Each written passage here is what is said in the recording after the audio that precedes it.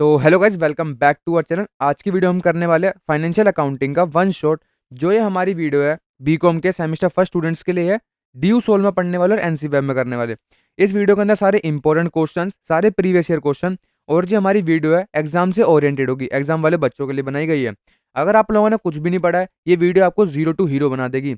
इस वीडियो के अंदर होने वाले क्वेश्चन जो है बहुत इंपॉर्टेंट है, थ्योरी और प्रैक्टिकल दोनों ही।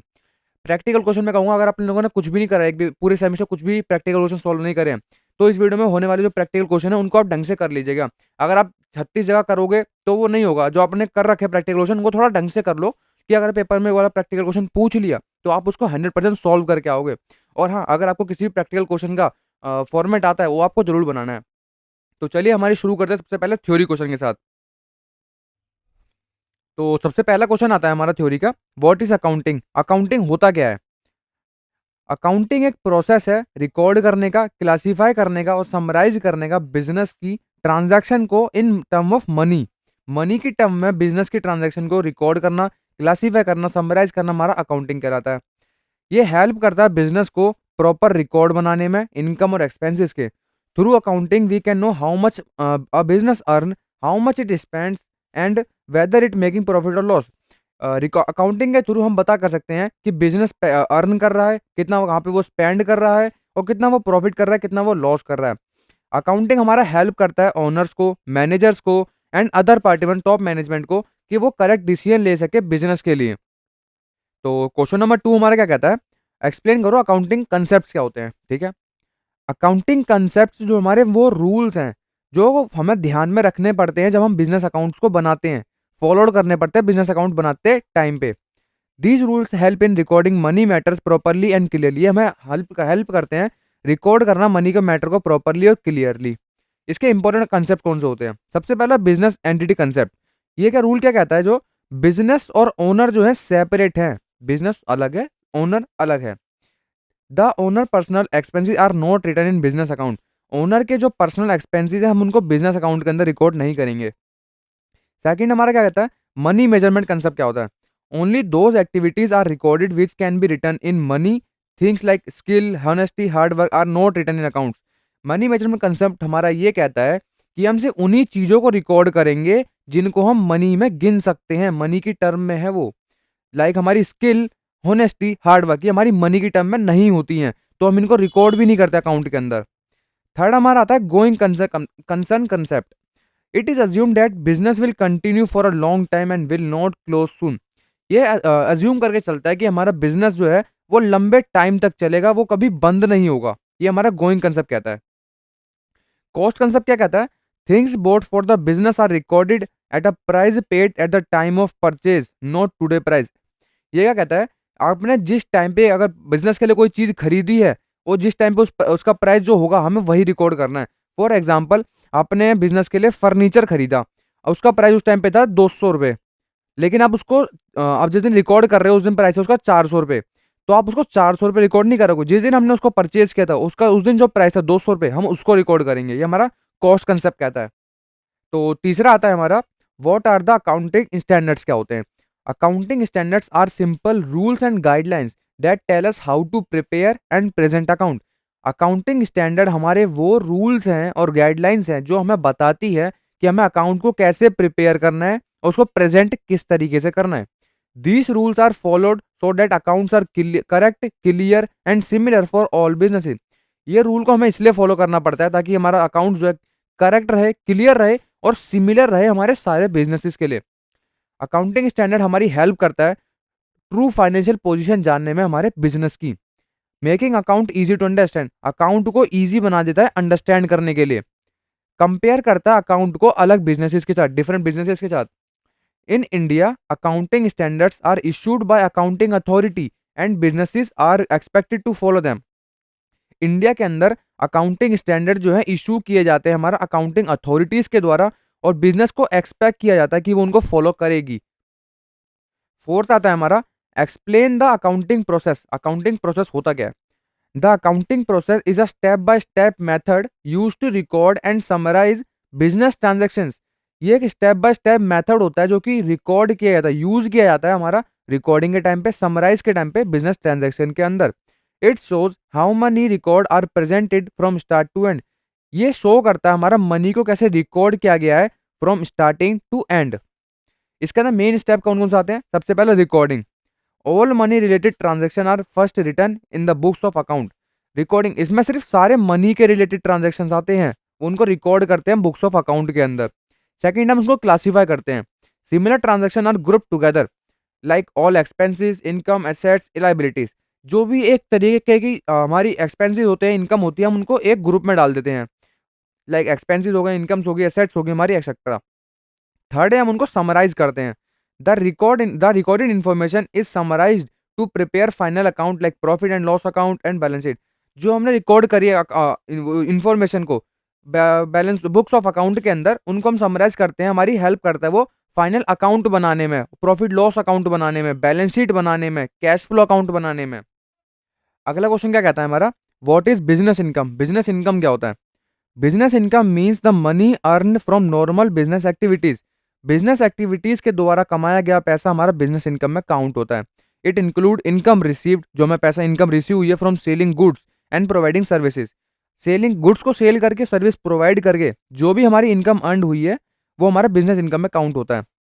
Business income is calculated by deducting business expenses from total sale. जितनी भी हमारी सेल करके रिवेन्यू जनरेट हुई है उसमें से हम कॉस्ट को माइनस कर देंगे, वो हमारा प्रॉफिट हो जाएगा। If income is more than the expenses the business earn profit. अगर हमारी इनकम ज्यादा है हमारे एक्सपेंसेस तो बिजनेस ने प्रॉफिट कमाया है। वहीं पे हमारे एक्सपेंसेस ज्यादा है इनकम से तो बिजनेस ने लॉस करा है। तो अगला क्वेश्चन क्या कहता है हमारा? एक्सप्लेन करो AS 10 के, अकाउंटिंग स्टैंडर्ड 10 के रूल को, जो कि प्रॉपर्टी, प्लांट और इक्विपमेंट है। AS 10 is an accounting standard that deal with the property, plant and equipment. Accounting standard मैंने आपको बताया था, वो set of rule and guidelines होती है जो कि हर बिजनेस को फॉलो करना पड़ता है। तो AS 10 हमारा फॉलो करता है प्रॉपर्टी, प्लांट और इक्विपमेंट के स्टैंडर्ड को, अकाउंटिंग स्टैंडर्ड्स को। This are long term used in a business for daily work. ये हमारे लॉन्ग टर्म में यूज किए जाते हैं बिजनेस के अंदर, लेकिन हमारे डेली वर्क के अंदर यूज होते हैं ये बिजनेस के अंदर लॉन्ग टर्म तक। प्रॉपर्टी, प्लांट, इक्विपमेंट के अंदर चीजें आती है हमारी, जैसे कि land and building, machinery, furniture हमारा, vehicles etcetera. According to accounting standard 10, this item are recorded at the price paid to buy them. हम इन आइटम को तब रिकॉर्ड करते हैं जब हमने एक्चुअली पेमेंट करी है इन चीज़ों को खरीदने के लिए। इंक्लूडिंग इंस्टॉलेशन कॉस्ट, मतलब कि जैसे मान लो आपने एक मशीन खरीदी 1,000 रुपए की एट एग्जाम्पल, उसमें हमारा 100 रुपए का इंस्टॉलेशन कॉस्ट आया, तो हमारी जो हमारी टोटल मशीन की जो कॉस्ट आएगी वो हमारी 1,100 आएगी, इंस्टॉलेशन कॉस्ट को भी इंक्लूड करके। They are use for a long period not for resale. ये हमारा लॉन्ग पीरियड के लिए होता है, रीसेल के लिए नहीं होता है हमारा ये। Their values reduced every year due to use, this reduction is called depreciation. जो हमारी ये फिक्स्ड एसेट्स होती है, इनकी वैल्यू हर साल कुछ ना कुछ कम होती है, इन्हें हम डेप्रिसिएशन कहते हैं। जो हमें वैल्यू यूज करते हैं उसका कम हो जाना हर साल। अगला क्वेश्चन क्या कहता है हमारा? What is inventory valuation? Inventory valuation means finding the value of goods keeped in stock at the end of an accounting year. इसका मतलब क्या होता है? जो हमारे पे गुड्स रखी हुई है हमारे स्टॉक के अंदर, उनकी वैल्यू को फाइंड करना at the end of accounting year. Inventory include raw material, work in progress और फिनिश गुड्स। अकाउंट इन्वेंट्री के अंदर हमारा रॉ मटेरियल आता है, वर्क इन प्रोग्रेस आता है और फिनिश गुड्स आते हैं। इन्वेंट्री हम वैल्यू क्यों करते हैं? हमारी correct profit and loss find करने के लिए। ये शो करता है हमारा ट्रू फाइनेंशियल पोजीशन बिजनेस की। Usually inventory is valued at the cost price and और market price whichever is loss. जैसे कि इन्वेंट्री आपकी पड़ी थी 100 रुपए की, लेकिन आपने जस्ट उस टाइम पे जो हमारा मार्केट प्राइस कॉस्ट इन्वेंट्री का वो है 120 रुपए। तो इन दोनों में से जो भी लोअर होगा हम उसको कंसिडर करेंगे और उसके वैल्यू पे हम आगे की कैलकुलेशन करेंगे। अगला आता है हमारा what is single entry system? क्या होता है सिंगल एंट्री सिस्टम? एक सिंपल और इनकम्प्लीट मेथड है हमारा अकाउंटिंग का। Under this system only one side of transaction is recorded, mostly cash and personal account. Single entry system जो है हमारा एक सिंपल इनकम्प्लीट मेथड अकाउंटिंग का, जिसके अंदर सिर्फ एक साइड रिकॉर्ड होती है हमारी ट्रांजैक्शन के अंदर, लेकिन डबल एंट्री के अंदर हमारा डबल इफेक्ट पड़ता है हमारा अकाउंटिंग के ऊपर। इसके अंदर मोस्टली हमारी कैश की ट्रांजैक्शन और पर्सनल अकाउंट की ट्रांजैक्शन होती हैं।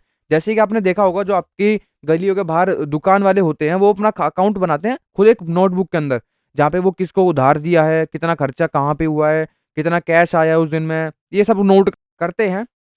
In this system records are not complete, record complete नहीं होते, वो इनकम्प्लीट होते हैं हमारे।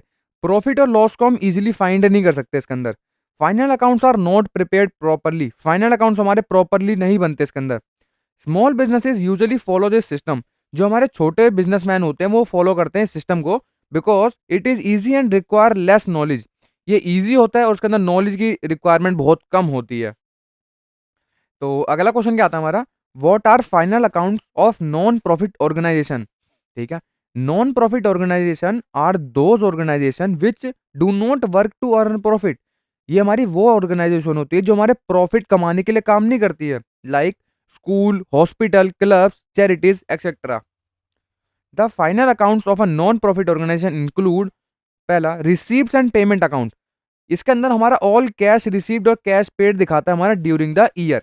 सेकंड हमारा income and expenditure account, it shows income and expenses of the year and tells where whether there is a surplus और deficit. ये हमारा शो करता है इनकम और एक्सपेंसेस पूरे ईयर का, और ये बताता है क्या हमारा सरप्लस में है अकाउंट और या डेफिशिएट में है। सरप्लस मतलब प्रॉफिट में है या लॉस में है। थर्ड है हमारा balance sheet, it shows the financial position of the organisation on a particular date. ये हमारी फाइनेंशियल पोजीशन बताता है ऑर्गेनाइजेशन की एक पर्टिकुलर डेट के ऊपर। तो अगला आता है हमारा, what is branch accounting. Branch accounting क्या होता है? ब्रांच अकाउंटिंग एक सिस्टम है जहाँ पे हम सेपरेट अकाउंट्स बनाते हैं हमारे अलग अलग ब्रांचेस के लिए ऑफ अ बिजनेस। अब branch is a part of the main business, branch जो है हमारा एक पार्ट होता है मेन बिजनेस का, जो कि ऑपरेट होता है हमारा अलग अलग जगहों पे। की पॉइंट क्या क्या होता है ब्रांच अकाउंटिंग है? सबसे पहला, ईच ब्रांच में have its own sales, expenses and stock. हर एक ब्रांच के अपने खुद की सेल्स होंगी, खुद के खर्चे होंगे, खुद का स्टॉक होगा उनकी जगह के अनुसार। Accounts of all branch are send to the main office. जो भी अकाउंट बनते हैं सारे ब्रांचेस के, उन्हें हम सेंड कर देते हैं मेन ऑफिस के अंदर। थर्ड है हमारा, the main office combine all the branch accounts to know the total profit and loss. जो मेन ऑफिस है हमारा वो कंबाइन करता है सारे ब्रांचेस के अकाउंट को और बताता है टोटल प्रॉफिट या लॉस कितना हुआ है हमारे को। अगला क्वेश्चन क्या कहता है हमारा, what is lease. A lease is an agreement in which one person called a lessor let someone else called a leasee use an asset like land, building, machinery for a fixed term in a return of regular payment। इसके अंदर क्या है, एक person अपनी asset को use करने के लिए देता है एक दूसरे बंदे को, पर्सन को, और इसके बदले में वो लेता है कुछ पेमेंट, रेगुलर पेमेंट लेता है वो एक फिक्स टाइम के ऊपर एक रेगुलर पेमेंट लेता है। ये हमारा हो गया जैसे हमने लैंड को दे दिया रेंट पे, बिल्डिंग रेंट पे दे दी, वो तब होता है ये। की पॉइंट क्या होते हैं इसके पास, ओनर के पास ओनरशिप रहती है but the user can use it, but user जो है उसको यूज कर सकता है। लेसी पेज रेंट और लीज मनी रेगुलरली, जो लेसी है पे करता है हमारा रेंट को और लीज अमाउंट को regularly. लीजेस can be for short term और लॉन्ग टर्म। लेसीज हमारा शॉर्ट टर्म के लिए एज वेल एज हमारा लॉन्ग टर्म के लिए भी हो सकता है। अगला क्वेश्चन क्या आता है हमारा, what is computerised accounting system. A computerized accounting system is a system where a computer is used to record, store and process financial transaction instead of doing it manually। एक कंप्यूटर अकाउंटिंग सिस्टम एक system है जहाँ पे हम एक computer को use करते हैं हमारी बिजनेस की ट्रांजैक्शन को रिकॉर्ड करने के लिए, प्रोसेस करने के लिए, हमारी फाइनेंशियल ट्रांजैक्शन को बाकायदा उनको मैनुअली करने के बजाय। इसका की पॉइंट्स क्या होते हैं? सबसे पहला, make account faster and easier, हमारी अकाउंटिंग को ये फास्टर और ईजियर बना देता है। रिड्यूस करता है एरर को इन कैलकुलेशन, मैनुअल करेंगे कैलकुलेशन के चांसेस होते हैं बहुत ज़्यादा। Helps in quick preparing report, हमारी मदद करता है क्विकली प्रिपेयर करने में रिपोर्ट्स को, जैसे कि profit and loss account, balance sheet etcetera. Records can be stored safely and check any time, record को हम सेफली स्टोर कर सकते हैं और उन्हें कभी भी देख सकते हैं। आज के टाइम में बहुत यूज हो रहा है हमारा कंप्यूटर अकाउंटिंग। इसके अंदर हमारी सॉफ्टवेयर यूज होते हैं लाइक टैली हो गया, जीएसटी हो गया, और हमारा बिजनेस बीजी अकाउंटिंग हो गया। ये हमारे कंप्यूटर अकाउंटिंग के कुछ एग्जाम्पल्स हैं। अब क्वेश्चन नंबर 13 क्या कहता है हमारा, what is trial balance. Trial balance होता क्या है? A trial balance is list of all the accounts in the ledger with the debit and credit balance at a particular date. Trial balance वो सारी list होती हैं सारे accounts की जो को अपने उनके डेबिट और क्रेडिट बैलेंस के साथ पर्टिकुलर डेट पे होती हैं। की पॉइंट क्या क्या होते हैं इसके, it is prepare to check if total debits are equal to total credit. ये हम बनाते हैं क्योंकि हमें चेक करना होता है कि टोटल डेबिट बराबर है टोटल क्रेडिट के। डबल एंट्री सिस्टम में क्या होता है कि डेबिट जो है हमारा बराबर होना चाहिए हमारा क्रेडिट के। अगर बराबर नहीं है तो कुछ सम एरर है उसके अंदर। Help in finding mistake in the account, हमारी मदद करता है मिस्टेक फाइंड करने में अकाउंट्स के अंदर। It is the first steps in preparing final account like profit and loss account and balance sheet. ये हमारा फर्स्ट स्टेप होता है हमारा प्रिपेयर करने का फाइनल अकाउंट, जैसे कि प्रॉफिट एंड लॉस अकाउंट, हमारी balance sheet etcetera. Question number 14 है हमारा, what is cash flow statement. Cash flow statement क्या होता है? कैश फ्लो स्टेटमेंट वो रिपोर्ट होती है जो हमें बताती है कि हमारे बिजनेस में पैसा कैसे आया है और कैसे गया है हमारे बिजनेस में ड्यूरिंग अ पर्टिकुलर पीरियड। इसके की पॉइंट क्या होते हैं? ये शो करता है cash receive from sales, loan, investment. Cash receive show करता है हमारा सेल के थ्रू, लोन के थ्रू, इन्वेस्टमेंट के थ्रू etcetera. Show cash paid for expenses, purchases और लोन रीपेमेंट। कैश पेड को शो करता है एक्सपेंसेस के दौरान, परचेजेस के दौरान और लोन रीपेमेंट के दौरान। ये हेल्प करता है, help in knowing whether the business has enough cash to run smoothly. ये हमारे हेल्प करता है बिजनेस को जानने में क्या बिजनेस स्मूथली रन कर पाएगा इतने कैश के साथ। तो ये हमारी कुछ इंपॉर्टेंट टर्म्स थी और शॉर्ट क्वेश्चन थे जो आपको जानने जरूरी थे। अब इसके आगे सारे हमारे लॉन्ग क्वेश्चन और मोस्ट इंपॉर्टेंट क्वेश्चंस आएंगे जो पेपर में आने के मैक्सिमम से मैक्सिमम चांसेस है, मैं कह रहा हूँ। तो आगे की वीडियो आप बिल्कुल भी मिस मत करना। तो चलिए आगे शुरू कर। तो ये हमारे फाइनेंशियल अकाउंटिंग के वन शॉट के नोट्स हैं। इसका प्राइस जो ओनली 29 रुपीज़ है। आप देख सकते हैं मैंने इसको कितना इजी नोट सिंपल लैंग्वेज में बता रखा है, कितने इजी है अंडरस्टैंड करने के लिए। और इसके अंदर मैंने सारे इंपॉर्टेंट क्वेश्चंस और प्रीवियस ईयर के क्वेश्चन करा रखे हैं विद प्रैक्टिकल क्वेश्चंस जो आपको इजीली समझ में आ जाएंगे। मैंने हार्ड वाले नहीं डाले हैं, मुझे पता वो क्वेश्चन आएंगे लेकिन हार्ड है आपको समझ में आएंगे नहीं। आप पेपर से एक दिन पहले वो क्वेश्चन बहुत मुश्किल है समझ पाओगे, अगर आप समझ भी गए तो पेपर में सॉल्व नहीं कर पाओगे। तो मैंने इतने इजी वाले डाले हैं जो इजी टू अंडरस्टैंड और स्कोरिंग क्वेश्चन होंगे, आने के मैक्सिमम चांसेस है, मैंने वो वाले डाल रखे हैं। तो जिस भी भाई को हमारे नोट्स परचेज करने हो, ये हमारा व्हाट्सअप नंबर है 9998367773। ये हमारा व्हाट्सअप नंबर है, आप हमें व्हाट्सअप पे कांटेक्ट कर सकते हैं, कॉल कर सकते हैं, कुछ भी कर सकते हैं। तो चलिए आगे शुरू करते हैं हमारे क्वेश्चंस। तो यहाँ से हमारे सारे इंपॉर्टेंट क्वेश्चन शुरू होते हैं। तो आप आगे के क्वेश्चन थोड़ा ध्यान से देखिएगा।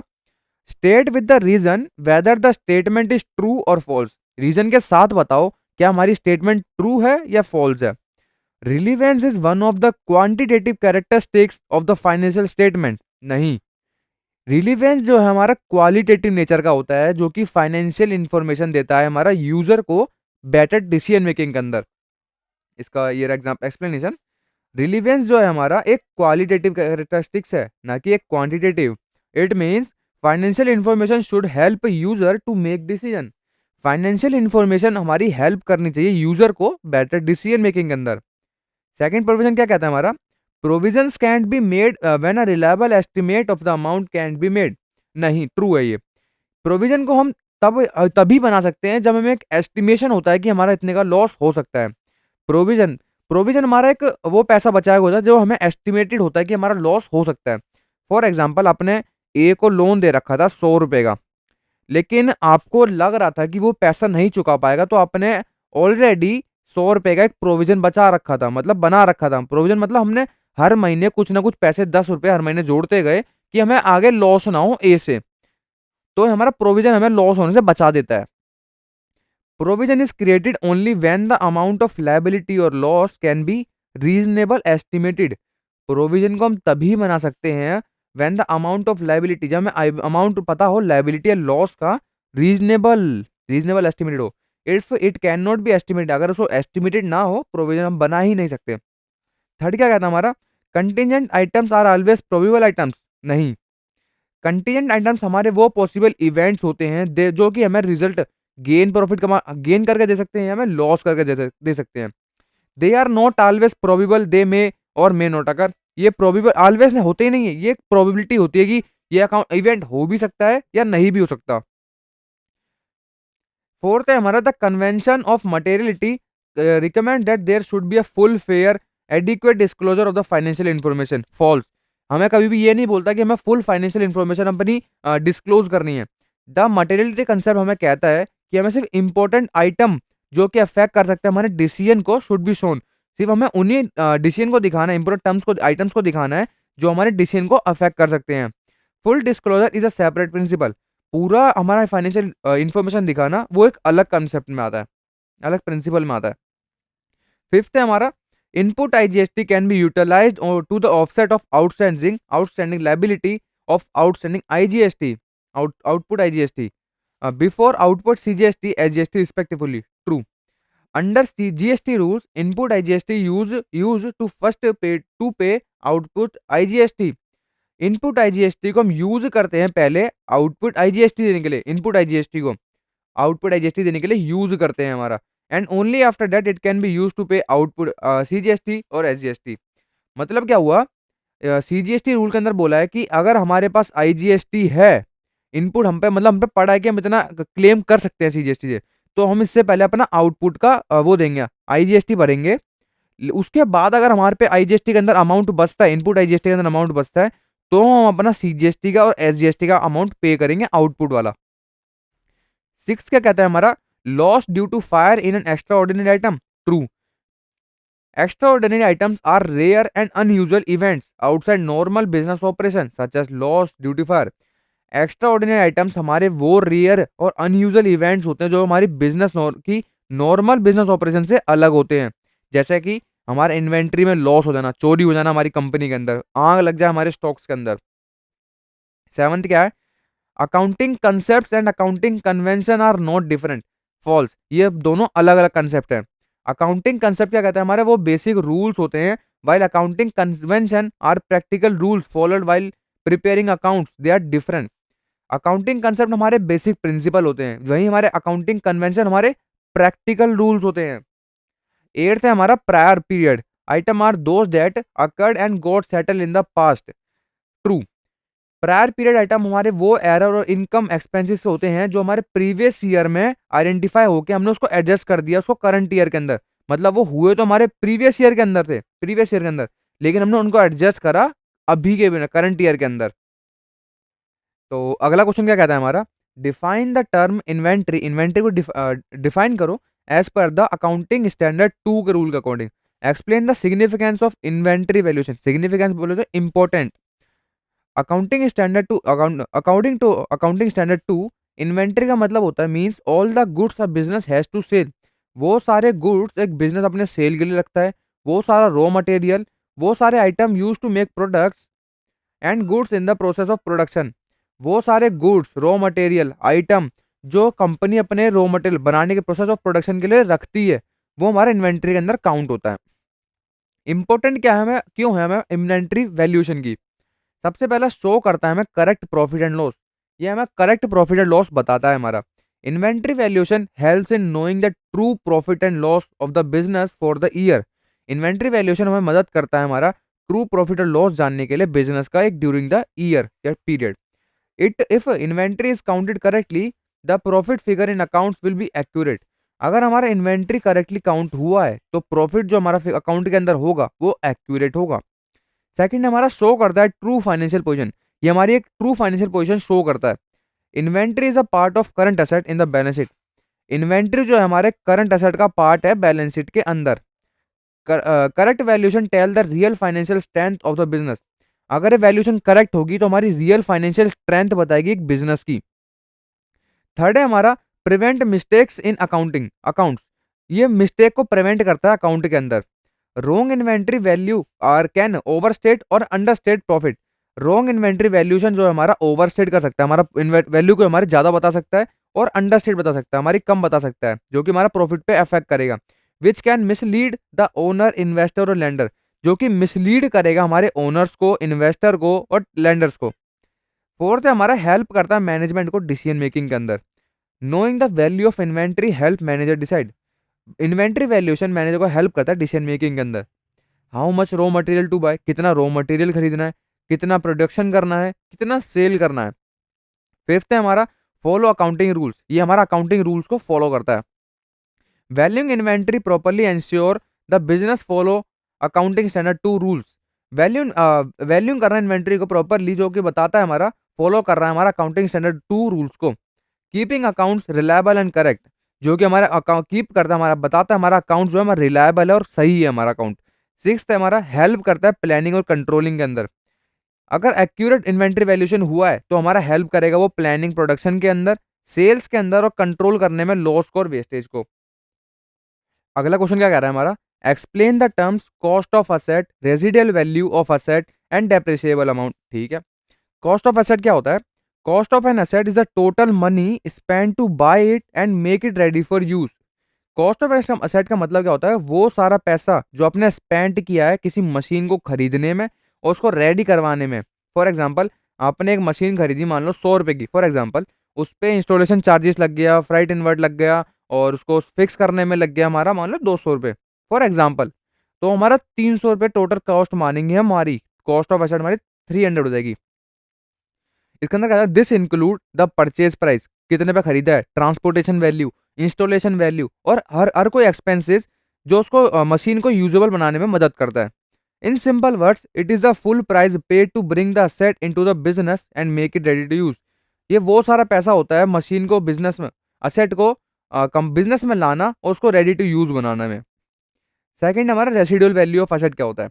Residual value is the estimated amount of the asset that can be sold for the end of the it's useful life. मतलब कि आप मान लो 100 रुपए की कोई मशीन लेके आए, अब आप एक एस्टिमेशन कर रहे हो कि आप उसको 5 साल यूज करने के बाद उसको 20 रुपए की बेच दोगे, फॉर एग्जाम्पल 20 रुपए की बेच दोगे, तो हमारा रेसिडुअल वैल्यू हो गया। यूजफुल लाइफ के बाद हमारी उसको कितने की वो वैल्यू जा सकती है, वो हमारा रेसिडुअल वैल्यू में काउंट होएगा। ये हमारा स्क्रैप वैल्यू, तो मतलब कूड़े वाली value. It is the money you get when the asset is old, जब एसेट हमारी ओल्ड हो जाएगी, no longer useful in business, business के लिए वो यूजफुल नहीं है लॉन्गर। थर्ड है हमारा डेप्रिसिएबल अमाउंट क्या होता है? डेप्रिसिएबल अमाउंट क्या है? Cost of asset minus it's residual value. Cost of asset में से हम रेजिडल वैल्यू को माइनस कर देंगे तो हमें क्या देगा? डेप्रिसिएबल वैल्यू देगा। It is the total amount that will be separated spread as depreciation over the asset of useful life. ये वो टोटल अमाउंट होता है जो हम उसको अलग कर देते हैं डेप्रिसिएशन निकालते वक्त। सिंपल वर्ड्स के अंदर, it is the part of the asset cost, ये पार्ट होता है असेट कॉस्ट का, that will reduce in value as it is used in the business. उसकी वैल्यू कम होती जाएगी बिजनेस में यूज के टाइम पे। अगला क्वेश्चन क्या कह रहा है हमारा? Differentiate between debtor system and stock and debtor system under the branch accounting. ठीक है, डेटर सिस्टम और स्टॉक एंड डेटर सिस्टम के अंदर डिफरेंस बताओ ब्रांच अकाउंटिंग के अंदर। ठीक है, ब्रांच अकाउंटिंग क्या है? एक सिस्टम है जो कि कीप सेपरेट अकाउंट बनाता है हमारा हर एक ब्रांच के लिए। हर ब्रांच के लिए एक अलग से अकाउंट बनेगा ऑफ अ बिजनेस, एक बिजनेस का। In a branch accounting there are two main method. Branch accounting के अंदर दो मेन मेथड होते हैं हमारा, debtor system, stock and debtor system. Debtor system के अंदर क्या होता है हमारा? सिर्फ क्रेडिट की ट्रांजेक्शन को रिकॉर्ड होती है। Under this system the branch keeps record only of sale made on credit. सिर्फ वो रिकॉर्ड होंगी, वो एंट्री रिकॉर्ड होंगी जो सेल की हुई है क्रेडिट के ऊपर। स्टॉक और goods at the branch are not recorded separately in the branch of books. Stock और हमारा गुड्स को हम रिकॉर्ड नहीं करते ब्रांच अकाउंटिंग के अंदर, इन द ब्रांच बुक्स के अंदर रिकॉर्ड ही नहीं करते हम उसको। The branch send debtor balances to the main office. Branch जो है हमारा सेंड करता है डेटर बैलेंस को मेन ऑफिस को। वो डेटर बैलेंस वो बैलेंस होता है जिनको कस्टमर जो पैसे ओ करते हैं, मतलब वो हमें पैसे देंगे। In simple way branch only record credit sale. Simple way के अंदर ब्रांच अकाउंटिंग वो डेटा सिस्टम वो होता है जहाँ पे हमारा सारी सेल की एंट्री रिकॉर्ड होती है, लेकिन क्रेडिट की पेमेंट जो हमें रिसीव होती है बाद में। सेकंड हमारा स्टॉक एंड डेटर सिस्टम क्या होता है? अंडर दिस सिस्टम, नाम से पता लगा से, the branch keep record for both stock and debtor. इसके अकाउंटिंग के अंदर जो है हम रिकॉर्ड करते हैं स्टॉक को भी और डेटर को भी। Stock at the branch and sale on credit are recorded. Branch पे जो स्टॉक है उसको रिकॉर्ड करेंगे और सेल जो हुई हमारी क्रेडिट को उसको भी रिकॉर्ड करेंगे। ये हेल्प करता है मेन ऑफिस को जानने में एग्जैक्ट स्टॉक और मनी कितना ओ हुआ है हमारा कस्टमर के द्वारा। सिंपल वे के अंदर ब्रांच रिकॉर्ड करता है हर वो चीज, गुड्स, सेल और मनी कितना कस्टमर के पास है। Data system, stock and data system, इसमें सिर्फ क्रेडिट सेल को हम रिकॉर्ड करते हैं, इसमें हम स्टॉक को भी करते हैं, क्रेडिट सेल को भी करते हैं। स्टॉक इन्फॉर्मेशन इसके अंदर नहीं होती, हम इसके अंदर रिकॉर्ड करते हैं ब्रांच बुक के अंदर। इसमें मेन ऑफिस में सेंड करते हैं, इसको भी मेन ऑफिस में सेंड करते हैं। इसमें थोड़ा लेस कंट्रोल होता है, इसमें थोड़ा ज़्यादा कंट्रोल होता है हमारे पे। कॉम्प्लेक्स ये सिंपल होता है क्योंकि इसमें हम स्टॉक को मेजर ही नहीं करते हैं। ये थोड़ा डिटेल में होता है क्योंकि हम उसके अंदर स्टॉक को भी इन्वॉल्व करते हैं, फिर इन्वेंट्री वैल्यूएशन वगैरह होती है। अगला क्वेश्चन क्या आता है हमारा? Explain the finance lease also discuss is types and feature. ठीक है, a financial lease is a type of lease in which the leasing user get almost all the benefit and the risk of the asset. Even through the ownership remains the with the lessor. ठीक है, इसका मतलब क्या हुआ, जो हमारा लेसी है वो यूज करता है अपने सारे बेनिफिट को एक एसेट के और रिस्क को भी एक एसेट के, जबकि उसके पास ओनरशिप होती ही नहीं है। ओनरशिप के साथ होता है लेसर के पास। फॉर एग्जाम्पल, ए ने एक मशीन खरीदी, बिल्कुल फ्रेश नई मशीन खरीदी, उसने लीज कर दी इस मशीन को बी को। अब बी इसको यूज कर रहा है और बी ही इसका पूरा ओनर होगा, मतलब ओनर नहीं होगा, वो उसको यूज करेगा, जो भी बेनिफिट होगा वो बी का होगा, जो भी लॉस होगा वो बी का होगा। लेकिन ओनर कौन है, हमारा ए। इसके बदले में वो उसको कुछ अमाउंट, रेगुलर अमाउंट पे करेगा। अब इसके टाइप कौन कौन से होते हैं, सबसे पहला direct lease. The lessor buy the asset and immediately leases to it lessee. Simple way, the company directly rent the asset from the owner. Directly मतलब नई मशीन हमने खरीदी और उसको डायरेक्ट लीज कर दिया, वो हमारा डायरेक्ट लीज जाएगा। सेकंड है हमारा सेल एंड लीजी बैक। सेल के अंदर क्या है, एक कंपनी है, उसके पास एक मशीन थी, उसने उसको सेल कर दी बी को। अब बी ओनर हो गया इस मशीन का, लेकिन क्या करा, इस कंपनी ने वापस से इसको लीज कर लिया, मतलब बी को बोला कि हमें ये अपनी मशीन यूज करने दो। इनडायरेक्टली जो भी उस मशीन से प्रॉफिट होगा वो कंपनी का होगा, जो लॉस होगा वो भी कंपनी का होगा। बदले में कंपनी इसको पे करेगी कुछ regular amount as a rent वगैरह। थर्ड है हमारा लेवरेज लीज। क्या होता है, the lessor borrow money from bank और financial institution to buy the asset and leases it to the lessee. ठीक है, मान लो ए है, उसने बैंक से लोन लिया 100 रुपए का, और उस 100 रुपए से वो एक नई मशीन ले आया, और उसने उस नई मशीन को एक बी बंदे को लीज कर दिया। तो बी से जो भी आएगा पैसा, वो यहाँ पे अपने ए को देगा और ए उसको बैंक में देगा। Simple way, the owner take a loan to buy the asset and rent its out, बाद में उसको रेंट कर देता है। इसके फीचर क्या क्या होते हैं, सबसे पहला लॉन्ग टर्म लीज की होती है, usually for the most for the useful life of the asset. ये कभी कभार यूजफुल लाइफ के होते हैं असेट की। मान लो एक असेट है, उसकी यूजफुल लाइफ है 10 ईयर की, तो वो लीज जो करेगा वो पूरे 10 ईयर के लिए कर देगा। सेकंड है हमारा all risk and reward to the lessee. जो भी हमारे रिस्क और रिवॉर्ड होंगे हमारे लीजी को मिलेंगे, जो उधार लेता है उसको मिलेंगे।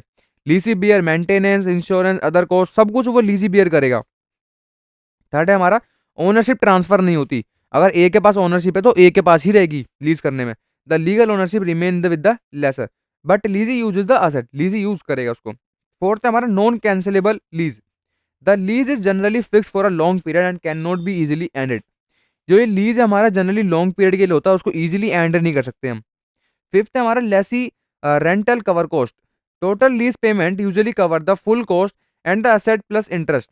जो हमारी लीज पेमेंट होती है वो कवर करता है हमारे पूरी कॉस्ट असेट की और इंटरेस्ट के साथ में। अगला क्वेश्चन क्या कहता है हमारा, व्हाट डू यू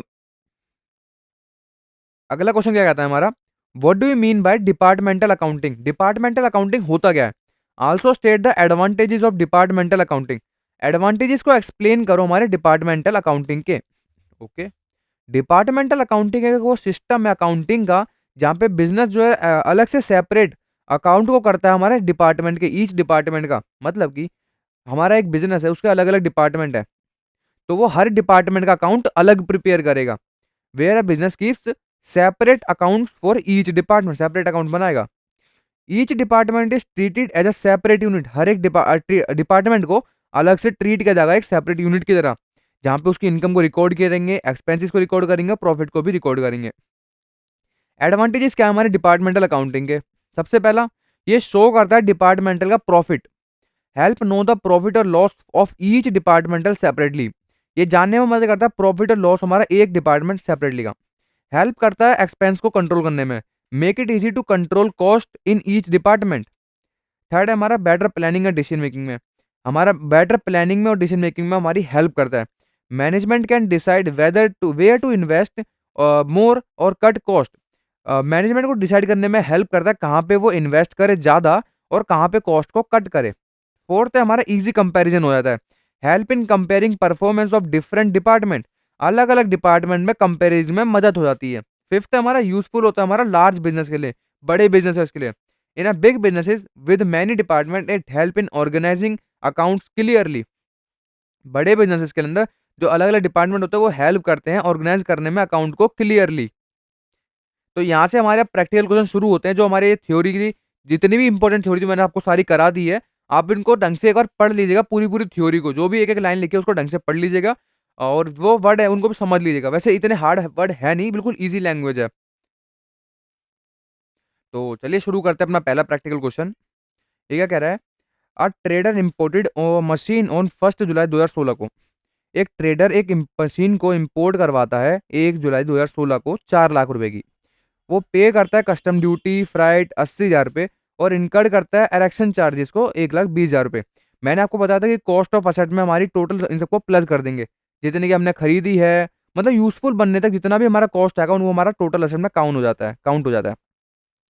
हमने एक और मशीन खरीदी 2 लाख रुपए की, was purchase from the local market on 1 जनवरी 2017। 1 जनवरी 2017 को हमने एक और मशीन खरीदी लेकिन लोकल मार्केट से। 1 जुलाई 2018 को हमने 1/3 of the imported machine got out of order and was sold for 80,000 रुपये। 1 जुलाई 2018 को 1/3 ऑफ द मशीन जो है हमारी आउट ऑफ ऑर्डर हो गई, तो हमने उसको सेल कर दिया 80,000 रुपये का। हमने another machine was purchase to replace the same for 1 lakh. हमने एक और मशीन खरीदी, हमने सेम डेट को 1 लाख रुपए की, मतलब same date. Depreciation is to be calculated, depreciation 20% लगेगा per annum straight line method, मतलब कॉस्ट ऑफ द असेट पे लगेगा। Accounts are close each year on 31 December. Account जो हमारे क्लोज होंगे 31 दिसंबर को होंगे, लेकिन हमारे 1 अप्रैल से 31 मार्च चलता है। अगर गिवन ना हो तो हम इसी को मान के चलते हैं। तो हमें क्या बोला, you are required to show the machinery account बनाना है हमें 2016 का, 17 का, 18 का। ठीक है, सबसे पहले क्या करना है, आपको वर्किंग नोट प्रिपेयर करना है जितनी भी एडजस्टमेंट है, और उससे पहले आपको क्वेश्चन को ढंग से पढ़ना है कि क्वेश्चन एक्चुअली हमसे पूछ क्या रहा है, वैल्यू क्या गिवन है। तो सबसे पहले टोटल असेट निकाल लेंगे हम इम्पोर्टेड मशीन की। 4 लाख हमने पे किया था, टोटल परचेज प्राइस था। कस्टम ड्यूटी हमने 80,000 रुपये दी थी, इरेक्शन चार्ज हमने 1,20,000 रुपये दिए थे। तो हमारी टोटल कॉस्ट आ गई 6 लाख रुपये। और हमने इस मशीन का नाम दिया M1 क्योंकि हमने इसके अंदर 3 मशीनें खरीदी हैं। तो तीनों में कंफ्यूजन ना हो तो हमने M1, M2 और M3 नाम दे दिया है। M1 हमारे इम्पोर्टेड है, जो लोकल मार्केट से खरीदी, और थर्ड वन हमने हमने सेल करके बीच ले दी हमने। और इसके अंदर हमने क्या करा था, 1 जुलाई 2018 को हमने एक थर्ड बेच दिया था। Since 1/3 of the machine is sold later we can treat it to parts, 1/3 2 lakh रुपए एंड पार्ट B2 4 लाख रुपए। सिंस हम अगर अपनी मशीन को आगे बेच देंगे तो हम इसको दो पार्ट के अंदर कंसीडर करेंगे। पार्ट ए के अंदर 2 लाख रुपए और पार्ट बी के अंदर 4 लाख रुपए। अब profit on sale of 1/3 of machine on July, profit कितना होगा? ओरिजिनल कॉस्ट हमारी कितनी थी? 2 लाख रुपए, 1/3 मशीन 2 लाख रुपए की हमने ओरिजिनल खरीदी थी वो, क्योंकि हमने 1/3 मशीन सोल्ड करी है, बाकी 4 लाख की हमारे पास ही है वो। डेप्रिसिएशन लगाएंगे पहले हम 6 महीने का, जो होगा 20,000 रुपये, क्योंकि हमने खरीदी थी ये 1 जुलाई को, जुलाई से दिसंबर तक। इस पे कैलकुलेट होगा 6 महीने का, तो हमारा 20,000 रुपये का 20% के ऊपर। 2017 में हमने पूरी यूज करी, हमारे 2018 में हमने 6 महीने में यूज करी है, क्योंकि हमने जुलाई में तो उसको सोल्ड कर दिया है। तो टोटल हमारे पास 20,000 रुपये डेप्रिसिएशन हो गया। तो बुक वैल्यू होगी हमारी 1,20,000 रुपये। 2 लाख में से हम इन तीन को माइनस कर देंगे, अब हमारी 1,20,000 की बुक वैल्यू हो गई। हमने सेल कितने की करी? 80,000 की, हमारा लॉस हो गया फिर 40,000 रुपये का लॉस हो गया, क्योंकि हमारी 1,20,000 की वैल्यू थी, हमने सेल की थी 80,000 रुपये की। ठीक है, अब हम मशीन अकाउंट बनाते हैं 2017 का। सबसे पहले हम 2016 में हमने जो नई मशीन खरीदी थी, टू बैंक से 6 लाख रुपए गया, क्योंकि इन सबको मिलाएंगे टोटल 6 लाख रुपए आएगा हमारी M1 की मशीन की कॉस्ट ऑफ द असेट। इस पर डेप्रिसिएशन चार्ज होगा हमारा 6 महीने का 60,000 रुपये। तो हमारा बैलेंस बचेगा 5,54,000 रुपये। टोटल 6 लाख रुपये इधर जाता, तो ये भी साइड आ जाएगा। इसमें जब हम 60,000 माइनस करेंगे तो 5,54,000 रुपये। ये हमारा कैरी डाउन था, तो हम यहाँ पे इसको ब्रो डाउन कर देंगे। अब 5,54,000 रुपये, इसमें हम वही करेंगे 2 लाख रुपये, ये वाले 1 जनवरी के, ये वाले 2017 के जो हमने दिए थे, अनदर मशीन जो खरीदी उसके। इनको टोटल करेंगे 7,40,000 रुपये, 7,40,000 रुपये। इसमें जब हम डेप्रिसिएशन माइनस कर देंगे दोनों मशीनरी का, तो हमारा जो आएगा बैलेंस कैरी डाउन होगा 5,80,000 रुपये। इसको हम ब्रोट डाउन करेंगे यहाँ पे। फिर हमने क्या करा, 1 लाख रुपए की एक और मशीन खरीदी रिप्लेस के। मशीन खरीदी 1 लाख रुपए यहाँ पे आया। फिर हम डेप्रिसिएशन चार्ज करेंगे, जो हमने मशीन सोल्ड करी है वो बैंक में पैसा आया वो चार्ज करेंगे। ध्यान में रखना, जो हमारे पे पैसा आ रहा है वो बैंक का वो इधर आता है, जो जा रहा है वो इधर आता है। और फिर डेप्रिसिएशन चार्ज करेंगे और टोटल कैलकुलेशन करने के बाद हमारा आएगा 4,10,000 रुपये, हमारा बैलेंस कैरी डाउन आ जाएगा। इसका की कंसेप्ट कहते हैं हमारा, जो हमारा वो था 20,000 रुपये की सोल्ड हुई थी, 20,000 हमारा डेप्रिसिएशन लगा था, रिमेनिंग पार्ट हमारा 80,000 रुपये बचा था। लोकल मशीन का हमारा डेप्रिसिएशन लगा था 40,000 रुपये और न्यू मशीन का लगा था हमारा 10,000 रुपये। तो ये हमारा डेप्रिसिएशन रिलेटेड क्वेश्चन था, मशीनरी अकाउंट हमने ये बना दिया है। आप इस क्वेश्चन को थोड़ा ढंग से देख लेना है एक बार, स्ट्रेट लाइन मेथड और वेटेड एवरेज मेथड, इन दोनों को थोड़ा ढंग से कर लेना डेप्रिसिएशन के मेथड को, ये आने के बहुत मैक्सिमम चांसेस हैं। मैं को दोबारा बता देता हूँ, रुको। स्ट्रेट लाइन मेथड,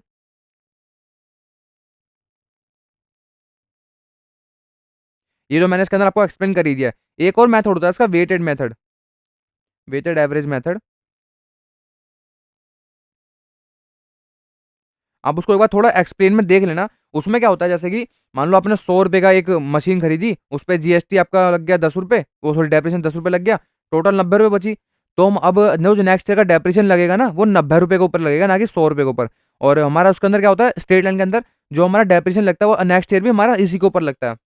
तो आप उसको थोड़ा डिटेल में पढ़ लेना एक बार, वेटेड को भी ये आने के चांसेस हैं। मैं ज्यादा चांसेस हमारे स्ट्रेट लाइन के, इसलिए मैंने इसको एक क्वेश्चन का सोल्व करवा दिया इसके अंदर ही। तो अगला क्वेश्चन क्या आता है हमारा practical, the following are the detail of the material with respect to certain items of Miss Sonian corporation. ये हमें कुछ डिटेल दे रखी है मिस सोनियन कॉर्पोरेशन का। ओपनिंग स्टॉक दे रखा है हमें 100 यूनिट 35 के हिसाब से, परचेज करी थी हमने 300 यूनिट 30 रुपए के हिसाब से, सेल करी है 100 यूनिट 40 के हिसाब से, हमें पूछ कर रहा है using the perpetual inventory valuation system, perpetual inventory value system का यूज करते हुए फाइंड करो कॉस्ट ऑफ क्लोजिंग स्टॉक निकालना है, कॉस्ट ऑफ गुड्स सोल्ड निकालना है 20 तारीख दूसरे महीने 2023 के लिए अकॉर्डिंग टू फीफो मेथड। इसमें डेट नहीं दे रखी, ठीक है। तो सबसे पहले इसके अंदर दो तीन मेथड होते हैं हमारे, फीफो होता है और लीफो होता है। फीफो होता है जो पहले आएगा वो पहले जाएगा, लीफो होता है जो लास्ट में आएगा वो पहले जाएगा। इसका सॉल्यूशन देखते हैं। सबसे पहले हम आपको देखो फॉर्मेट बनाना है। सबसे पहले हमारा डेट आता है फॉर्मेट के अंदर। अगर आपको क्वेश्चन में अगर कोई भी दिख जाए फीफो लीफो प्रैक्टिकल के अंदर, तो आपको ये फॉर्मेट तो बनाना है, ये इंपॉर्टेंट मान लो आप। फॉर्मेट के भी आपको मार्क्स मिलते हैं पेपर के अंदर। सबसे पहले आपको डेट लिखनी है, पर्टिकुलर लिखना है, रिसीप्ट लिखना है अपने जितनी भी परचेज करी है, इशू लिखना है और बैलेंस लिख देना है उसके अंदर, ठीक है। अब डेट आई थी हमने, सबसे पहले ओपनिंग स्टॉक था हमारा 1 तारीख, ओपनिंग स्टॉक था 100 यूनिट 35 रुपए के हिसाब से। ओपनिंग स्टॉक था हमारा, ना हमने परचेज करी ना सेल करी, सीधा हमारा बैलेंस था 100 यूनिट 35 रुपए के हिसाब से, ठीक है। 5 तारीख को हमने परचेज करी 300 यूनिट 30 रुपए के हिसाब से, ठीक है। 5 तारीख को हमने परचेज करी 300 यूनिट 30 रुपए के हिसाब से। तो 100 यूनिट ये पहले क्या आ जाएगी और ये हमारी यहाँ पे आ जाएगी। फिर आएगी हमारा 15 तारीख को हमने सेल करी है 100 यूनिट 35 के हिसाब से। 15 तारीख को हमने सेल करी 100 यूनिट 40 के हिसाब से। अब देखो यहाँ पे 15 तारीख को जो सेल करी हमने 40 रुपये पर हिसाब से करी है, लेकिन यहाँ 35 क्यों आया, क्योंकि हमने इसका हमने फीफो निकालना है। फीफो मतलब जो पहले आएगा वो पहले जाएगा। तो यहाँ पे हमारे देखो ये हमारा पहले आया था 100 यूनिट 35 के हिसाब से 3500 रुपए की हमारी पहले आई थी। तो हम कैलकुलेशन करेंगे इसके ऊपर, हमें इसके ऊपर नहीं जाना, जो क्वेश्चन में गिवन है इसके ऊपर नहीं जाना हमें, ये गलत है। जो पहले आएगा वो पहले जाएगा। तो हम इसको इसके ऊपर कैलकुलेट करेंगे। 100 यूनिट में 35 के हिसाब से बेची है तो 9,000 रुपए की गई है वो। अब 1 तारीख को परचेज करी 400 यूनिट 35 के हिसाब से। 1 तारीख को हमने परचेज करी 400 यूनिट 35 के हिसाब से। तो देखो 300 यूनिट हमारी पहले की आ गई है वाली, 300 यूनिट 30 के हिसाब से 9,000 की हो जाएगी, क्योंकि ऊपर वाली तो हमारी सोल्ड हो गई थी।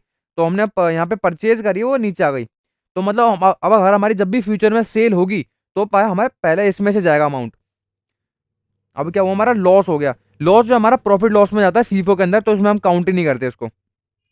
लिखेंगे एंट्री करेंगे लेकिन काउंट नहीं करते इसको। 10 तारीख को हमारा लॉस ऑफ फायर हो गया, हमने परचेज नहीं करी, हमारा इशू हो गया एक तरीके से। 20 यूनिट 30 के हिसाब से चली गई हमारी, क्योंकि 30 यहाँ मैंने इसलिए क्योंकि ये वाले अमाउंट की वजह से फर्स्ट जो पहले आएगा वो पहले जाएगा। 20 यूनिट तो हमारी 20 हो गई, बस यहाँ पे 280, 300 में 20 गए तो 280, यहाँ पे हिसाब से हमारा 8,400 का माल बचा, बाकी हमारा वेस्ट हो गया। और ये हमारा सेम ऐसी ही। फिर हमने क्या करा, सेल कर दी 180 यूनिट 50 के हिसाब से। हमें इसको देखना ही नहीं 50 इसका, सेल करी 180 यूनिट 30 के हिसाब से। लेकिन यहाँ पे देखो 280 था, यहाँ पे 180, यहाँ पे हमारा 100 बच गया, 3,000 का वैल्यू बचा, यहाँ पे 400 थी हमारी, 14,000 की वैल्यू बच गई। फिर लास्ट हमारा 20 तारीख को हमने परचेज करी 300 यूनिट 50 रुपए के हिसाब से। 20 तारीख को हमने परचेज करी 300 यूनिट 50 रुपए के हिसाब से। तो ये हमारी ऊपर की चलती आ रही पहले से ही। तो 300 यूनिट में 50 के हिसाब से ये वाली आ गई, और 300 यूनिट 35 हिसाब से ऊपर वाली जो चलती हुई आ रही थी वो आ गई। ये रहा। अब हमारे क्लोजिंग स्टॉक निकालने का फॉर्मूला, द क्लोजिंग स्टॉक निकलता है हमारा ये। क्लोजिंग स्टॉक हमारी ये वाली वैल्यू आएगी इन दोनों की, क्योंकि हमारे पे लास्ट में ईयर में 20 तारीख की पूछ रहा था हमारे पे। अब ये दोनों हमारे पे स्टॉक बचा है, तो मतलब हम 300 को 35 से मल्टीप्लाई करेंगे तो 10,500, और 300 को मल्टीप्लाई करेंगे हम 50 से तो हमारा 15,000। तो इन दोनों को जो प्लस करके वैल्यू आएगी, जो भी एक्स वाई जेड जो भी आएगी, वो हमारा हमारा क्लोजिंग स्टॉक में काउंट हो जाएगा। देखो 10,500 15 को प्लस करेंगे 25,500 हमारी क्लोजिंग स्टॉक की वैल्यू आ जाएगी। अब और हमें क्या बोलता है, क्लोजिंग गुड्स ऑफ सोल्ड निकालने के लिए। इसके अंदर ना वो निकालते हैं जो सेलिंग करते हुए यूनिट सेल करी थी हमने। गुड्स जी और सी है, मतलब include cost of all unit sold, जो हमने यूनिट सोल्ड करी है। एक 15 तारीख को हमने सेल की थी 100 यूनिट 35 के हिसाब से 3500 रुपए की। 15 तारीख दूसरे महीने को सेल की थी 180 यूनिट 30 रुपए के हिसाब से। 20 तारीख को हमने सेल करी है 100 यूनिट 30 के हिसाब से और 100 यूनिट 35 के हिसाब से, तो टोटल आ जाएगा हमारा 6500 रुपये। तो इन तीनों को टोटल करेंगे 15,400 रुपये। हमने लॉस बाय फायर को इसलिए नहीं करा क्योंकि हमारा प्रॉफिट एंड लॉस के अंदर जाता है, हम इसके अंदर कैलकुलेट ही नहीं करते इसको, गुड्स ऑफ सोल्ड के अंदर, कॉस्ट ऑफ गुड्स सोल्ड के अंदर। तो अगला क्वेश्चन क्या कहता है हमारा, from the following trial balance of the trader on March 31, 2021 prepare trading and profit loss account for year ended 31 March 2021 and balance sheet of the date. ठीक है, हमें ट्रायल बैलेंस दे रखा है 31 मार्च 2021 का, जिसमें हमें गिवन है ड्राइंग दे रखी है 12,000 रुपये की, बैंक ओवर ड्राफ्ट दे रखा है 50,000 रुपये का, वेजेस दे रखे हैं 31,000 रुपये के, इंटरेस्ट ऑन इन्वेस्टमेंट दे रखी है 11,600 रुपये की, स्टॉक दे रखा है 25,600 रुपये का, बिल पेबल दे रखे हैं 9,200 रुपये के। अब हमें कह रहा है ये profit trading loss account, profit loss account, balance sheet बनानी है। कुछ इन्वेंट्रीज हमें एडजस्टमेंट गिवन है। Stock of the stationery on 31 March 2019 was 3750, on 31 March 2020 was 2610। Outstanding salary हमें दे रखी थी 16,500 रुपये। The club has 2160 member playing an annual subscription of 250 each. Prepaid sundry expenses निकालने हैं हमें, प्रीपेड दे रखे हैं ओनली, सॉरी 31 मार्च 2019 को 3960 के। एज ऑन 31 मार्च 2019 बिल्डिंग की वैल्यू हमारी 7,35,000 रुपये, कंप्यूटर की वैल्यू हमारी 30,000 रुपये और इन्वेस्टमेंट की वैल्यू हमारी 1,95,000 रुपये। डेप्रिशिएट करना है हमें बिल्डिंग, सोफा और कंप्यूटर को एट रेट 6%। ठीक है, सबसे हम पहले बनाएंगे trading and profit loss account, जिसमें हम ओपनिंग स्टॉक डालेंगे जो कि 2560 रुपये, सेल डालेंगे 4,60,000 ऊपर गिवन सब कुछ उसके अंदर ट्रायल बैलेंस के अंदर, परचेजेस डालेंगे 3,20,000 रुपये, लेस डालेंगे 1,600 रुपये जो हमारे एडजस्टमेंट गिवन है, फ्री सैंपल माइनस कर देंगे 1,600 रुपये और नेट परचेजेस निकालेंगे 3,18,400 रुपये। तो इनको सॉल्व करेंगे तो हमारा क्लोजिंग स्टॉक की वैल्यू आएगी हमारी 33,000, नहीं सॉरी, ग्रॉस प्रॉफिट की वैल्यू आएगी हमारी 1,07,400 रुपये। इसको हम कैरी फॉरवर्ड कर देंगे प्रॉफिट के अंदर। अब फिर यहाँ पे हम कैरी फॉरवर्ड कर देंगे हमने 1,07,000 रुपये और फिर हम यहाँ पे हमारे सारे प्रॉफिट एंड लॉस में एक्सपेंसेस आएंगे हमारे, इस साइड एक्सपेंसेस आएंगे हमारे सारे, इस साइड इनकम्स आएंगे हमारी। हमारे को रेंट दे रखा है हमें 10,000 रुपये का, जनरल एक्सपेंसेस हमारे 2960 के, रेट दे रखे 3,600 रुपये के। इनको सॉल्व करेंगे डेप्रिसिएशन में माइनस करने के बाद हमारा टोटल वैल्यू आएगी नेट प्रॉफिट की 66,020 रुपये। इसको हम बैलेंस शीट में डालेंगे अब अपना, ये रहा बैलेंस शीट। यहाँ पे आपको पता ही है लायबिलिटी, अमाउंट, असेट और अमाउंट। कैपिटल डालेंगे 2 लाख की, जो हमें ऊपर सब कुछ गिवन है ऑलरेडी। प्रॉफिट डालेंगे 6,020 रुपये का, जो हमारा यहाँ से निकला है। फिर ड्राइंग माइनस कर देंगे इसमें से 12,000 रुपये के, क्लोजिंग कैपिटल माइनस देंगे हमारी 2,54,000 माइनस कर देंगे इसमें से। और लाइबिलिटी दे रखी है हमें बैंक ओवरड्राफ्ट की दे रखी थी ट्रायल बैलेंस के अंदर 50,000 रुपये, बिल पेबल की दे रखी है 9,200 रुपये और सन्डर क्रेडिटर की दे रखी है हमें 25,180 रुपये। गुडविल दे रखा है हमें 80,000 रुपये की, उसमें माइनस कर देंगे 16,000 रुपये रिटर्न ऑफ के। लैंड एंड बिल्डिंग 50,000 रुपये, उसमें डेप्रिसिएशन माइनस करेंगे 3% का 1,500 रुपये। प्लांट एंड मशीनरी उसमें से हम डेप्रिसिएशन माइनस करेंगे 2,000 रुपये के। इन्वेस्टमेंट दे रखे हमें 1,20,000 रुपये की, लोन दिया था हमने 68,000 रुपये का और हमें एसेट दे रखी है क्लोजिंग स्टॉक, डेटर और न्यू रिजर्व दे रखे हैं, बिल रिसीवेबल, कैश और कैश दे रखा है। तो 3,38,400 रुपये और 3,38,400 रुपये हमारी बैलेंस शीट मैच कर गई।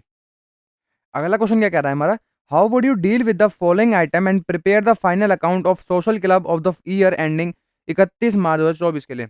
हमें सोशल क्लब के लिए एक फाइनल ईयर अकाउंट बनाना है। ठीक है, हमें डिटेल क्या दे रखी है, प्राइज अवॉर्डेड है हमारा 1,40,000 रुपये, प्राइज एंडाउमेंट फंड दे रखा है हमें 14 लाख रुपए के, 8% prize endowment fund invested on 1 April 2023 को 14 लाख रुपए के, इनको इन्वेस्ट कर दिया। डोनेशन रिसीव हुई हमें 2 लाख रुपए की, इंटरेस्ट रिसीव हुआ हमें 84,000 रुपये का। ठीक है, वर्किंग नोट देख लेते हैं सबसे पहले। टोटल इंटरेस्ट हमें कितना मिला 14 लाख रुपए पे 8%, हमें ऑलरेडी गिवन था 8%, 14 लाख रुपए पे 1,12,000 रुपये। हमें एक्चुअली कितना रिसीव होता है 84,000। तो इनके बीच का जो भी डिफरेंस होगा हमारा इंटरेस्ट एक्रूड होगा, मतलब जो हमने कमा लिया लेकिन हमें मिला नहीं है अभी तक। Both the received and accrued interest must be added to the fund. ये दोनों रिसीव्ड और एक्रूड इंटरेस्ट को हम दोनों को ऐड करेंगे फंड के अंदर। ठीक है, फिर बैलेंस शीट पे चलते हैं। बैलेंस शीट आपको फॉर्मेट पता ही है, हमारी इस साइड लायबिलिटी आती है, फिर अमाउंट आता है, फिर एसेट आती है, फिर अमाउंट आता है। प्राइस एंडाउमेंट दे रखा है, इसके अंदर आएगा ओपनिंग बैलेंस। ओपनिंग बैलेंस में 14 लाख रुपए ऑलरेडी गिवन थी। डोनेशन रिसीव में 2 लाख रुपए की गिवन थी। इंटरेस्ट रिसीव में 84,000 रुपये की। फिर हमने एक्रूड इनकम निकाली वर्किंग में 28,000 रुपये की। और इधर हमें 8% दे रखी थी 14 लाख रुपए की और एक्रूड इंटरेस्ट दे रखा था मैं इन्वेस्टमेंट पे 28,000 रुपये का। उसमें हम माइनस करेंगे, हमें प्राइस अवॉर्डेड 1,40,000 रुपये प्राइस जो हमने अवॉर्ड किया उसको माइनस कर देंगे, तो हमारा क्लोजिंग फंड बैलेंस आ जाएगा हमारा 15,72,000 रुपये। ये हमारा क्लोजिंग बैलेंस आ जाएगा। अगला क्वेश्चन क्या कह रहा है हमारा, M S Vinod enterprises has a sum of 60,000 on account input tax credit of CGST. ध्यान रखना, अगर आपके पास टैक्स क्रेडिट पड़ा है सीजीएसटी का, तो वो सीजीएसटी में ही एडजस्ट होगा, सीजीएसटी के आउटपुट में, आईजीएसटी के आउटपुट में, इनमें एडजस्ट होगा। तो हमें फॉलोइंग इन्फॉर्मेशन दे रखी है, हमें इतना अमाउंट पे करना है। आईजीएसटी में 30,000 पे करना है, सीजीएसटी 70,000 रुपये करना है, और एसजीएसटी हमें 25,000 रुपये पे करना है। क्या बोल रहा है हमें, determine the order of utilization of ITC, किस ऑर्डर में हम उसको आईटीसी को काटेंगे on account of SGST, and prepare the statement showing the amount due adjusted and payable. ठीक है, हमें एक स्टेटमेंट बनानी है जहाँ पे शो कर रहा हूँ हमारा अमाउंट कितना ड्यू है, एडजस्टेड है और सो पेबल है। ठीक है, सबसे पहले हमारी फर्स्ट प्रायोरिटी रहेगी हमारे को एसजीएसटी का ही देना है, क्योंकि हम पे एसजीएसटी का ही इनपुट टैक्स क्रेडिट पड़ा है। पे ऑफ करेंगे एसजीएसटी का आउटपुट को। सेकंड प्रायोरिटी रहेगी हमारी to pay off output IGST liability को, आईजीएसटी की लाइबिलिटी करेंगे। SGST ITC can not be use to pay output CGST, SGST ITC को हम यूज नहीं कर सकते आउटपुट सीजीएसटी के लिए। ठीक है, सबसे पहला पर्टिकुलर आईजीएसटी इतना, सीजीएसटी, एसजीएसटी और टोटल। तो पेबल हमें 30,000 रुपये पे करने हैं आईजीएसटी के अंदर, सीजीएसटी में 70,000 रुपये करने हैं, और एसजीएसटी में 25,000 रुपये करने हैं। टोटल हमें 1,25,000 रुपये पेमेंट करनी है। सबसे पहला क्या करेंगे, हमें 60,000 रुपये हम पे टोटल थे, देखो 60,000 रुपये हम पे टोटल, देखो इसको थोड़ा कम कर दो, 20, बस परफेक्ट। 60,000 रुपये हम पे टोटल है। तो सबसे पहले हम आईजीएसटी पर ना पे करेंगे, सी एसजीएसटी पे करेंगे अपना।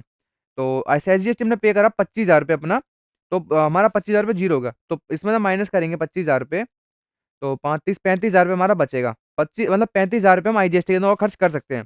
तो आईजीएसटी के अंदर हमने दिए 30,000 रुपये, तो हमारा 30 और माइनस करेंगे तो हमारा बचेगा 5,000 रुपये हम पे और खर्च कर सकते हैं हम। आईजीएसटी इसमें सीजीएसटी में अलाउ होता ही नहीं, हम इसको पे कर ही नहीं सकते आई, क्योंकि हमारा एसजीएसटी का फंड है ये वाला, इनपुट टैक्स क्रेडिट है। टोटल आईटीसी हमने एडजस्ट किया 30,000 रुपये और 25,000 रुपये, तो 55,000 हमने टोटल एडजस्ट किया 60,000 में, तो 5,000 हमारा बचा। हमारा नेक्स्ट टेबल है 70,000 रुपये हमने दिए नहीं है, वो हमारा पेबल अमाउंट हो गया 70,000 रुपये। बस इतना ही था। समरी कितनी दे रखी है हमें, टोटल एसजीएसटी हमारा 60,000 रुपये था, आईटीसी हमने यूज़ किया 55,000 रुपये, 5,000 रुपये हमारा बचा गया। अनयूटिलाइज हमारा 5,000 रुपये बचा है उसमें से, और हमारा पेबल है 70,000 रुपये अभी। सीजीएसटी का हम उसको एट देन एडजस्ट कर ही नहीं सकते उन 5,000 रुपये को, वरना उनको एडजस्ट करके खत्म कर देते पूरा, हम उनको कर ही नहीं सकते, वो नेक्स्ट टाइम हमारा एडजस्ट होगा अब। एक योगेश लिमिटेड कंपनी है जिसमें 3 डिपार्टमेंट्स हैं, ए, बी और सी, जिसकी हमें कुछ इन्फॉर्मेशन दे रखी है नीचे। Applied by this department for the year 31 March 2024 and year के लिए। ठीक है, डिपार्टमेंट ए के अंदर में परचेज यूनिट दे रखी है 20,000 रुपये, डिपार्टमेंट बी की 40,000 रुपये, डिपार्टमेंट सी की 60,000 रुपये। सेल यूनिट दे रखी है 20,800 रुपये, 39,200 रुपये और 61,200 रुपीज़।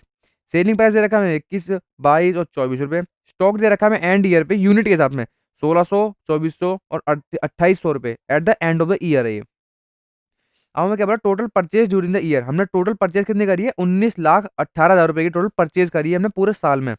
हमें क्या बोल रहा है ये, you are required to prepare the departmental trading account of Yogesh limited assuming that percentage of gross profit on turnover is the same in each case. ठीक है, हमें क्या बोला, डिपार्टमेंटल ट्रेडिंग अकाउंट बनाओ योगेश लिमिटेड का, हमें एज्यूम करना है जो परसेंटेज हमारा ग्रॉस प्रॉफिट का, टर्नओवर का, वो सेम है हर एक केस के अंदर। ठीक है, ये 12 नंबर का क्वेश्चन है, थोड़ा ध्यान से देखना इसको। सबसे हम पहले कैलकुलेट करेंगे total sale value. Sale value क्या है टोटल, सबसे पहले हमने 20,000 रुपये की परचेज करी है हमारी, परचेज यूनिट हमारी 20,000 की थी, 21 से सेलिंग प्राइस हमारा 21 का था, तो 4,20,000 रुपये में टोटल सेल वैल्यू आ गई। सेम ऐसे ही करेंगे आपका, तो 27,40,000 रुपये हमारी टोटल वैल्यू आ जाएगी, टोटल सेल वैल्यू आ जाएगी।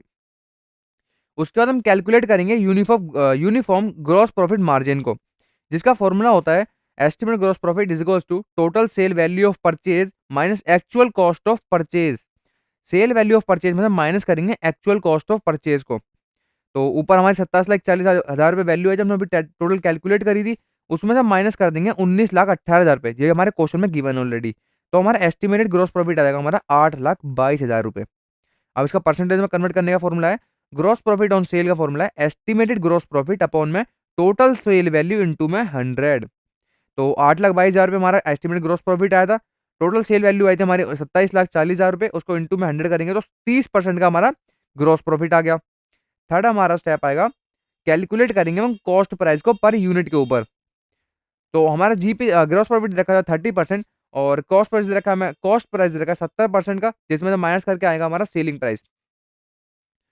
डिपार्टमेंट ए का है 21 रुपये पर यूनिट थी, जिसका हमारा 70% आएगा।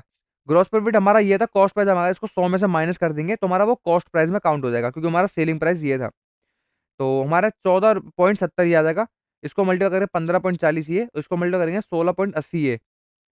फिर हम कैलकुलेट करेंगे अपना ओपनिंग स्टॉक यूनिट के अंदर। ओपनिंग स्टॉक निकालने का फॉर्मूला क्या होता है, सेल में जोड़ दो क्लोजिंग स्टॉक और माइनस कर दो उसमें परचेजेस को। डिपार्टमेंट ए के अंदर करेंगे तो 20,000 हमारा 20,800 की हमारी टोटल सेल होगी, सी ये गिवन 20,800 रुपए की। इसमें हम जोड़ेंगे 1,600 रुपए अपने क्लोजिंग स्टॉक के। क्लोजिंग अपने स्टॉक हमने नीचे कैलकुलेट किया था, उसमें से माइनस करेंगे 20,000 रुपए हमारे परचेजेस के, 20,000 परचेजेस के, तो हमारा 2,400 आएगा। हम सेम इन तीनों डिपार्टमेंट के लिए सेम करेंगे। तो हमारा ये आएगा 1,600 रुपए और डिपार्टमेंट सी का आएगा हमारा 4,000 रुपए। अब हम बनाएंगे इसकी स्टेटमेंट एक। फॉर्मेट हमारा ये ध्यान रख लीजिए आप, particular department A B C, आपके केस में जितने भी डिपार्टमेंट दे रखे होंगे आपको ये करना है, पर्टिकुलर देना है डिपार्टमेंट ए बी सी। आपको हर केस के अंदर सबसे पहला ग्रॉस प्रॉफिट, क्लोजिंग स्टॉक तो निकालना ही निकालना है, और आपको हर क्वेश्चन, प्रैक्टिकल क्वेश्चन के अंदर फॉर्मेट जरूर बनाना है, जरूर के जरूर बना के आना, उसके अंदर कुछ वैल्यू डालनी डालनी है, आपको तभी मार्क्स मिलेंगे उसके। सबसे पहला ओपनिंग स्टॉक दे रखा है हमें 35,280 रुपये, 24,640 रुपये और 37,200 रुपये। और इस साइड सेल दे रखी है हमें 4,36,000 रुपये। उनको कुछ नहीं करा, हमने मल्टीप्लाई कर दिया, यूनिट को मल्टीप्लाई कर दिया प्राइस पर यूनिट से, हमारी वैल्यू आगे सारी है। इसकी 8,62,400 रुपये, 14,78, 68,800। फिर हम इसमें कॉस्ट माइनस कर देंगे, कॉस्ट के हमने पर यूनिट वाली प्राइस निकाले ना ये वाले, इसमें से हम माइनस करेंगे। 24 हमारी वैल्यू गिवन थी ना ये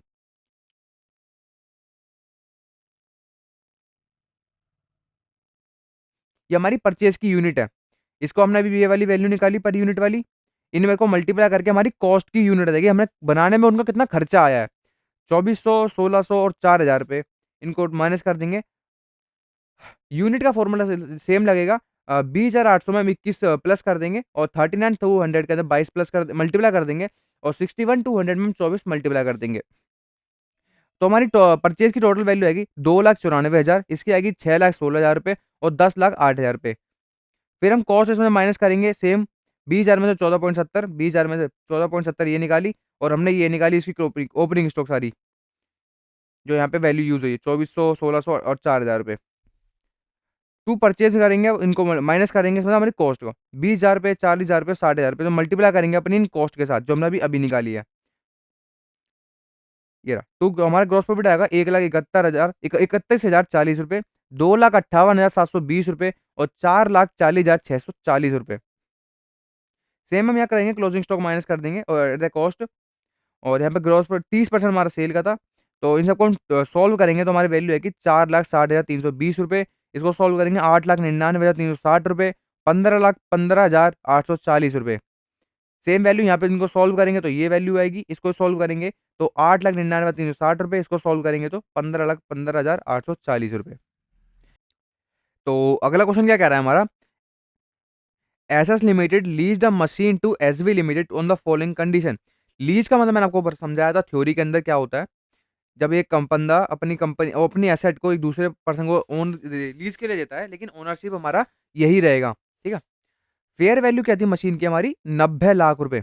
लीज पीरियड हमारा 5 साल के लिए उसने मशीन दी थी। लीज रेंटल के अंदर 15 लाख रुपए था हमारा पर एनम का, हर साल का। गारंटेड रेजिडल वैल्यू दे रखी है हमें 3 लाख रुपए। अनगारंटेड रेजिडल वैल्यू दे रखी है हमें 5,40,000 रुपए। और इंटरनल रेट ऑफ रिटर्न दे रखा है हमें 15% का, ठीक है। अब हमें क्या बोला है, discounting factor for first year to fifth year are, discounting factor दे रखे हमें 0.869696 दिस एंड दिस रिस्पेक्टिवली। हमें क्या बोला है, gross investment in lease case निकालो और अनअर्न्ड फाइनेंस इनकम निकालो, ठीक है। सबसे पहले सबसे पहले हम कैलकुलेट करेंगे अपना calculation of gross investment in lease case. Gross investment का मतलब होता है वो सम जो हमें मिनिमम लीज पेमेंट मिलनी है हमारी असेट के ऊपर, from the lessor perspective, lessor के नजरिए से देखा जाता है हमें, and the unguaranteed residual value, ठीक है। तो टोटल लीज रेंटल का मतलब हो गया 15 लाख रुपए हमारी पर एनम की थी 5 साल के लिए, मतलब हमें 75 लाख रुपए तो हमें मिलने ही मिलने थे वो वाले, गारंटीड रेजिडल वैल्यू हमारी 3 लाख रुपए की बनती है और अनगारंटीड हमारी 5,40,000 रुपए। तो gross investment in lease case का फॉर्मूला है हमारा, टोटल लीज लीज रेंटल में जीआरवी और यूजीआरवी जोड़ देंगे, गारंटीड रेजिडल वैल्यू और अनगारंटीड रेजिडल वैल्यू। तो हमारा आ जाएगा GIL, gross investment in lease case. तो हमारा इन तीनों को टोटल जोड़ देंगे तो हमारा आएगा 83,40,000। हमने ये तो निकाल लिया, अब चलो अन निकालते हैं। अब हम कैलकुलेट करेंगे अपना calculation of net investment in lease case, net investment निकालेंगे। नेट इन्वेस्टमेंट एक प्रेजेंट वैल्यू होती है ग्रोस इन्वेस्टमेंट की, प्रेजेंट वैल्यू होती है ग्रोस इन्वेस्टमेंट की, जो कि discounted at the interest rate implicate in the lease at 50%, जो कि डिस्काउंट होता है हमारा इंटरेस्ट रेट के अंदर, जो कि इम्प्लीकेटेड होता है हमारा लीज केस के अंदर। हमारा पहले से 5 साल में एनुअल लीज था, 15 लाख रुपए में पर साल के मिल रहे थे, जिसमें 15% हमारी इंटरेस्ट रेट थी, हमें 3.3552। इनको टोटल करेंगे तो ये आएगा, जो हमारी प्रेजेंट वैल्यू निकालेगा 50,28,300 रुपए। अब हम जीआरवी और यूजीआरवी को जोड़ देंगे, हमारा 8,40,000 रुपए आएगा, जिसमें हम प्राइवेट फैक्टर 0.4972 इसको जो करेंगे मल्टीप्लाई से, तो हमारा 4,17,हजार रुपए 648 रुपए आ जाएगा। तो नेट इन्वेस्टमेंट हमारी वैल्यू आएगी 54,45,948 रुपए। तो इनको टोटल करेंगे तो हमारा आएगा 3.3552। तब इन सबको टोटल करेंगे, इनका ऑलरेडी गिवन है क्वेश्चन के अंदर। अब कैलकुलेट करेंगे हम अर्न एंड फाइनेंस इनकम को। इसका फॉर्मूला क्या होता है, ग्रोस इन्वेस्टमेंट से हम नेट इन्वेस्टमेंट को माइनस कर देंगे सिंपली। ग्रोस इन्वेस्टमेंट हमने यहाँ पे निकाली 83,40,000 और नेट इन्वेस्टमेंट हमने ऊपर निकाली 54,45,948। तो 28,94,092 रुपए हमारी आ गई UFI, earn and finance income. Gross investment ये हो गई, अर्न एंड फाइनेंस इनकम हमारी 28,94,052 हो गई। तो guys thank you for watching the video. और जिस भी भाई को नोट्स परचेज करने हो, ये हमारा व्हाट्सअप नंबर है 9990836773। आप मेरे को व्हाट्सअप कॉल कुछ भी कर सकते हैं, आप लोगों को इंस्टेंट रिप्लाई मिलेगा। आप लोग देख सकते हैं कि हमारे नोट्स कितने ईजी लैंग्वेज में और ईजी अंडरस्टेबल लैंग्वेज में बनाए गए हैं। हर कोई स्टूडेंट समझ सकता है, भले वो पेपर से एक दिन पहले देख रहा हो। पर ये नहीं कि आप लोग मेट्रो में जाते हो वीडियो देख रहे हो, देख सकते हो, आपको तब भी समझ में आएगा क्योंकि इतना ईजी लैंग्वेज के अंदर है। पर देख सकना, पर ऐसा मत करना पेपर मेट्रो में जाते हुए देख रहे हो। आप बेस्ट रहेगा कि आप अभी रात में देखिए, आपके पास अभी पूरी रात पड़ी है, कल का पूरा सुबह का स्टार्टिंग का टाइम पड़ा है, आप उसमें यूटिलाइज करो, उस वीडियो को देखो आप। चलो मिलते हैं आप लोगों से नेक्स्ट वीडियो में। और आप लोगों को नेक्स्ट वीडियो किस सब्जेक्ट के ऊपर चाहिए आप मुझे बता दिए, तो मैं अपना बेस्ट से बेस्ट ट्राई करूंगा उस वीडियो को जल्द से जल्द लाने का। चलो तब तक के लिए टाटा, बाय बाय।